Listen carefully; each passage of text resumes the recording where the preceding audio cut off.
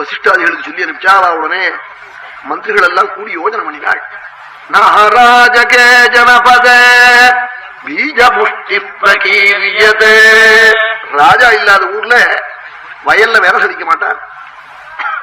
ஏன்னா வேற ஒருத்தன் தொழிச்சா இன்னொருத்தன் நாட்டை பிடிங்கிட்டு போடுவான். இன்னொருத்தன் பிடிங்கிட்டு போன நாட்டை அடுப்புற பிடிங்கிட்டு அவன் வயல கொண்டு போய் நட்டு போடுவான். அவன் நட்டத்தை இன்னொருத்தன் வந்து அறுப்பறுத்துன்னு போடுவான்.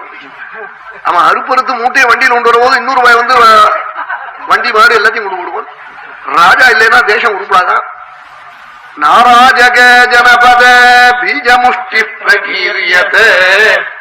ராஜா இல்லாத போனா ஸ்திரீகளும் புமான்களும் தைரியமா வீசியில போக மாட்டாளாம் உற்சாகத்துடன். ராஜா இல்லாமல் என்ன பண்றது ராஜ்யத்திலேன்னு கவலைப்பட்டு யோஜனை பண்ணி தூத்தாள பரதம் இருக்கிற இடத்துக்கு அனுப்புறதுன்னு தீர்மானம் பண்ணினாள்.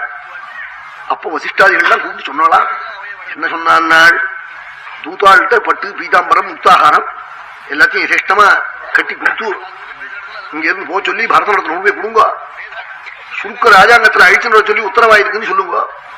ஆனா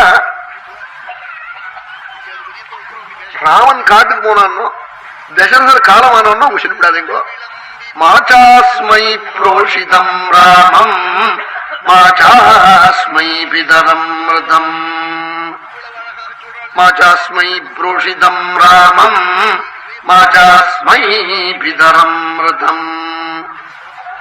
ராமன் காட்டுக்கு போனான்னோ அல்லது ராஜா காலமானோங்க சொல்லாதீங்கோ. ஆமா இதுல ரெண்டுல எதையாவது ஒண்ணு சொன்னா கூட பரதன் அப்படியே மூச்சையா கழுவி விழுந்துடுவான். ரெண்டையும் சொன்னா மறுபடியும் மூச்சு திரும்பி வராது. இதை சொல்லாதீங்கன்னு சொல்லிவிட்டாளாம்.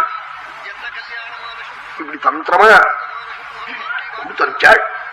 தூத்தாள்லாம் இங்க இருந்து கேகே தேசத்துல இருக்கான். பரதன் அங்க போய் சேர்றதுக்கு 7 நாள் ஆகும். 7 நாள் கழித்து அங்க போய் சேர்ந்தார்கள்.